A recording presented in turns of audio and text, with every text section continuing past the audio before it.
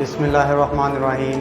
Students, first year का lecture number 7 measurements हमारा chapter है। लेक्चर नंबर 7 के अंदर आज हम लोग देखेंगे अनसर्टेनिटी को।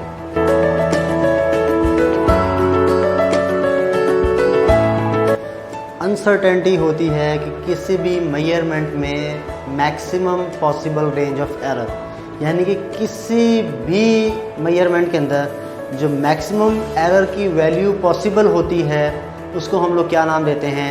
अनसर्टेनिटी का नाम देते हैं। इस चीज़ को समझने के लिए मैंने कुछ लिखी है कि मैंने कहा कि मीटर रॉड से जब हम लोग कोई चीज़ मेजर करते हैं तो जो मेजरमेंट आ रही होती है उसके अंदर 0.1 सेंटीमीटर का एरर पॉसिबल होता है। यानी कि 0.1 सेंटीमीटर या तो कम हो सकती है या ज़्यादा हो सकती है। मतलब ये वो एरर जो कि पॉसिबिलिटी है कि यार ये एरर हो सकता है, तो इसलिए मैंने लफ्ज़ लिखा है estimate of possible range of error, कि ये एरर पॉसिबिलिटी रख सकता है। और वर्नियर कैलिपर से जब हम लोग मेजर करते हैं तो उस वक्त 0.01 सेंटीमीटर का एरर पॉसिबल होता है। स्क्रू गेज से करते हैं तो 0.01 सेंटीमीटर का एरर पॉसिबल होता है। तो यहाँ पे मैंने देखा कि जैसे ही मैंने इंस्ट्रूमेंट्स चेंज किए मेरी अनसर्टेनिटी की वैल्यूज़ चेंज होनी स्टार्ट हो गई। तो यहाँ से मुझे अनसर्टेनिटी की रीज़न क्या मिली? अनसर्टेनिटी की रीज़न मिली लिमिटेशंस ऑफ इंस्ट्रूमेंट। कि इंस्ट्रूमेंट की लिमिटेशंस डिसाइड करती है कि किसी भी मेजरमेंट के अंदर अनसर्टेनिटी कितनी पॉसिबल है। तो यहाँ से ये चीज़ें पता चलती हैं। अच्छा, ये देखें कि यहाँ से एक और चीज़ पता चलती है कि मेरी अनसर्टेनिटी लीस्ट काउंट पे भी डिपेंड करती है। देखें, मीटर रॉड का लीस्ट काउंट 0.1 था, मेरा बेटा वर्नियर कैलिपर का लीस्ट काउंट 0.01 था और स्क्रू गेज का 0.01 सेंटीमीटर था। तो ये कुछ चीज़ें हमें यहाँ से पता चली। अब अनसर्टेनिटी के हमारे पास 3 टाइप्स हैं। सबसे पहली टाइप कहलाती है एब्सोल्यूट अनसर्टेनिटी, दूसरी टाइप कहलाती है फ्रैक्शनल अनसर्टेनिटी और तीसरी टाइप मेरा बेटा कहलाती है परसेंटेज अनसर्टेनिटी। मेरा बेटा किसी भी इंस्ट्रूमेंट का जो लीस्ट काउंट होता है उसको हम लोग क्या नाम देते हैं? एब्सोल्यूट अनसर्टेनिटी का नाम देते हैं। फ्रैक्शनल अनसर्टेनिटी समझाने के लिए मैं एक वैल्यू लिखता हूँ। लेट्स सपोज डिस्टेंस की एक वैल्यू लिख रहा हूँ 2.4 plus minus 0.1 centimetre. It means 0.1 centimetre, it means ये वैल्यू मैंने मीटर रॉड से मेजर की है। मेरा बेटा जो प्लस माइनस के बाद वैल्यू लिखी होती है उसको हम लोग लीस्ट काउंट का नाम देते हैं और जो प्लस माइनस से पहले लिखी होती है उसको मेरा बेटा हम लोग अपनी मेजर्ड वैल्यू का नाम देते हैं। फ्रैक्शनल अनसर्टेनिटी निकालने का फॉर्मूला होता है कि अगर मुझे लीस्ट काउंट पता हो और मुझे मेजर्ड वैल्यू पता हो तो मैं लीस्ट काउंट को अगर मेजर्ड वैल्यू से डिवाइड करूं तो मेरे पास जो नेट चीज़ आती है उसको मैं फ्रैक्शनल अनसर्टेनिटी का नाम देता हूं। अगर फ्रैक्शनल अनसर्टेनिटी को आप 100 से मल्टीप्लाई कर देंगे तो अब जो आपके पास अनसर्टेनिटी या रेंज ऑफ एरर आएगा मेरा बेटा उसको आप लोग परसेंटेज अनसर्टेनिटी का नाम देंगे। तो ये कुछ बेसिक चीज़ें थी। याद रखें कि लीस्ट काउंट को हम लोग एब्सोल्यूट अनसर्टेनिटी का भी नाम देते हैं। तो एग्जामिनर इस तरह से सामने लिख के पूछ सकता है, बताएं जिसमें एब्सोल्यूट अनसर्टेनिटी कितनी होगी। तो याद रखें जितना लीस्ट काउंट होगा उतनी ही एब्सोल्यूट अनसर्टेनिटी होगी। तो ये कॉन्सेप्ट आपने याद रखना है। नेक्स्ट टॉपिक जो हमने आज के लेक्चर में डिस्कस करना है वो है प्रिसीजन और एक्यूरेसी। मेरा बेटा प्रिसीजन होता है कि मेजर्ड वैल्यूज़ कितनी क्लोज हैं एक दूसरे एक से।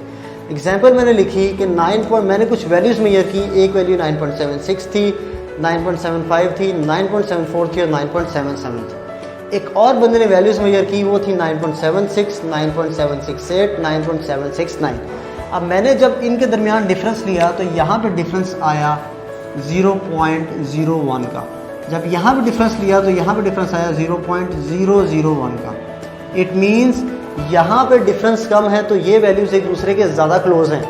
यहाँ पे डिफरेंस ज़्यादा है तो ये वैल्यूज़ एक दूसरे से कम क्लोज है। तो इट मीन्स ये वाली वैल्यू लेस प्रिसाइज होगी और ये वाली वैल्यूज़ ज़्यादा प्रिसाइज होगी। तो यहाँ से कॉन्सेप्ट मिलता है कि प्रिसीजन क्या है कि how close measure values to each other. जितनी ज़्यादा क्लोज होंगी प्रिसीजन उतनी ज़्यादा और जितनी दूर होंगी प्रिसीजन उतनी कम।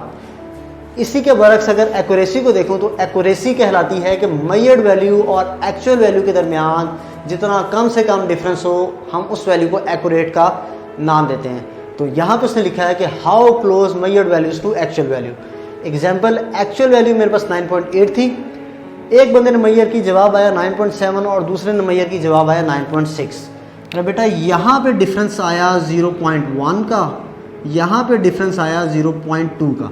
ज़ाहिर है जहाँ पे डिफरेंस कम है इट मीन्स वो ज़्यादा क्लोज है, तो इट मीन्स ये वाली वैल्यू ज़्यादा एक्यूरेट कहलाएगी और ये वाली वैल्यू लेस एक्यूरेट कहलाएगी।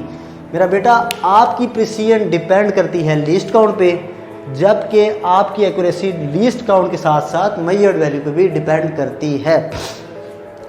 आपकी प्रिसीजन रिलेट करती है एब्सोल्यूट अनसर्टेनिटी से। AU से मुराद एब्सोल्यूट अनसर्टेनिटी से, क्यों? क्योंकि लीस्ट काउंट एब्सोल्यूट अनसर्टेनिटी ही कहलाता है। और आपकी एक्यूरेसी रिलेट करती है फ्रैक्शनल अनसर्टेनिटी पे और परसेंटेज अनसर्टेनिटी पे। क्यों?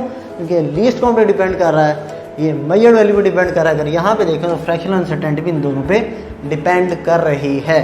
किस तरह से रिलेट करती है मेरा बेटा? जितना कम लीस्ट काउंट होगा आपकी प्रिसीजन उतनी ज़्यादा होगी, मतलब जितनी कम एब्सोल्यूट अनसर्टेनिटी होगी प्रिसीजन उतनी ज़्यादा। सेम यहाँ पे जितनी कम परसेंटेज अनसर्टेनिटी या जितनी कम फ्रैक्शनल अनसर्टेनिटी होगी एक्यूरेसी मेरा बेटा उतनी ज़्यादा होगी। तो ये कुछ इंपॉर्टेंट कॉन्सेप्ट्स थे, आप लोगों को पता होने चाहिए। लास्ट में हम ये ग्राफ्स डिस्कस करते हैं और इन ग्राफ्स को देख के हम बताते हैं कि हमारा कौन सा ग्राफ एक्यूरेट है, कौन सा प्रिसाइज है, कौन सा प्रिसाइज नहीं और कौन सा एक्यूरेट नहीं है। मेरा बेटा ये जो लाइंस आपको नज़र आ रही हैं, ये जो मैंने ग्राफ के ऊपर एक स्ट्रेट लाइन अपवर्ड ड्रॉ की हुई है, ये जो स्ट्रेट लाइन है एक्चुअल में ये मैंने एक्चुअल वैल्यू का पॉइंट ड्रॉ किया हुआ है। इट मीन्स कोई भी ग्राफ अगर इन लाइंस के ऊपर लाई कर रहा है तो वो एक्यूरेट होगा और इन लाइन के ऊपर लाई नहीं कर रहा तो एक्यूरेट नहीं होगा। तो सबसे पहले एक्यूरेसी को देखते हैं, क्या ये ग्राफ इस लाइन पे लाई कर रहा है? नहीं, तो इट मीन्स ये एक्यूरेट ग्राफ नहीं है आपका। क्या ये लाई कर रहा है? यस, तो दिस ग्राफ इज एक्यूरेट। क्या ये लाई कर रहा है? नहीं, तो this graph is not accurate. क्या ये लाइन पे लाई कर रहा है? यस, तो दिस ग्राफ इज एक्यूरेट। तो एक्यूरेसी का तो पता चल गया कि अगर ग्राफ एक्चुअल वैल्यू के ऊपर लाई कर रहा हो इट मीन्स ग्राफ के अंदर बहुत सारी वैल्यूज एक्यूरेट वैल्यूज हैं। पहली बात। अब प्रिसीजन की बात करते हैं। प्रिसीजन का मतलब होता है how close measure values to each other. अगर वैल्यूज बहुत क्लोज है तो ग्राफ को भी क्लोज ही बनना चाहिए। तो यहाँ पे देखें ये वाला ग्राफ क्लोज है विद रिस्पेक्ट टू दिस, तो ये वाला ग्राफ प्रिसाइज तो है बट एक्यूरेट नहीं है। तो यहाँ पे क्या होगा? This is precise. क्यों प्रिसाइज है? क्योंकि ग्राफ बहुत क्लोज है। ग्राफ के क्लोज होने का मतलब है कि वैल्यूज एक दूसरे के बहुत ज़्यादा करीब हैं। सेम अगर इस ग्राफ को देखूं तो ये ग्राफ भी बहुत ज़्यादा क्लोज है, तो इट मीन्स ये भी कौन सा ग्राफ कहलाएगा? प्रिसाइज ग्राफ कहलाएगा। बट अगर इस ग्राफ को इन दोनों के रिस्पेक्ट से देखूं तो क्लोज नहीं है, इट मीन्स ये प्रिसाइज भी नहीं है। सेम इस ग्राफ को देखूं ये भी क्लोज नहीं है, तो इट मीन्स ये प्रिसाइज भी नहीं है। तो यहाँ से हमें पता चला कि this graph is not accurate but it is precise. यहाँ से पता चला this graph is accurate as well as precise. यहाँ से पता चला कि this graph is not accurate as well as not precise and this graph is accurate but not precise. तो यहाँ पे ये हमारा बेसिक लेक्चर था आज का, प्रिसीजन, एक्यूरेसी और अनसर्टेनिटी पे। तो जिसको कोई मसला हो वो कमेंट सेक्शन में पूछ सकता है। अल्लाह हाफिज़।